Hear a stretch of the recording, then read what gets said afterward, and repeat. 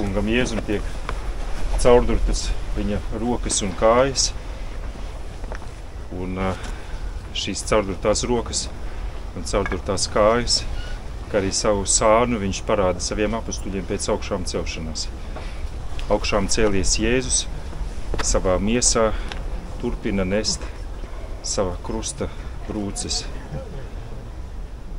Tikko dzirdējām vai pārdomājam par to, ka mūsu nabadzībā ir apslēpti dārgumi, ka Dievs ir atstājis mūsos kaut ko nabadzīgu, kaut ko nepiepildītu, lai viņš būtu tas, kurš mūs piepilda.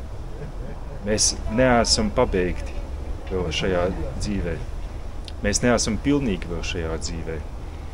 Dievs ir atstājis kaut ko, ko viņš vēlas piepildīt. Viņš atstājis ir mūsos vietu priekš sevis. Un šo vietu mēs bieži saucam par mūsu nabadzību. Bet kungs ir atstājis arī vietu, caur kuru viņš vēlas dziedināt mūs un dziedināt varbūt arī tos, kas ir līdzās.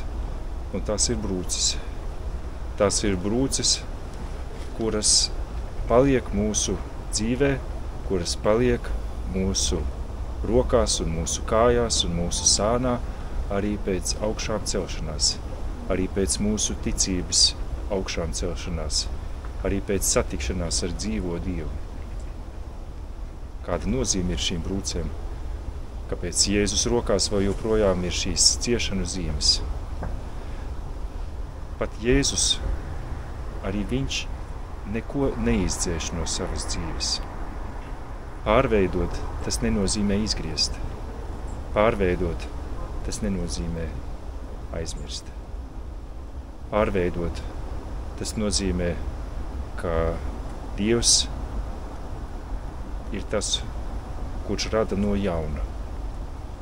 Arī manā dzīvē, arī tavā dzīvē, viņš neizgriež, neatmet neko no tā, kas tajā ir bijis. Arī mēs pēc augšām celšanās būsim ar visu mūsu dzīves stāstu.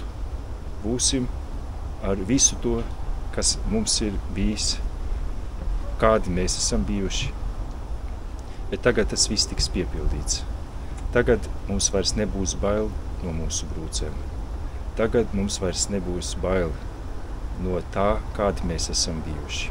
Un tā šīs ciešanu zīmes, šīs rētas kļūst par mūsu uzvaru, kļūst par Dieva uzvaru.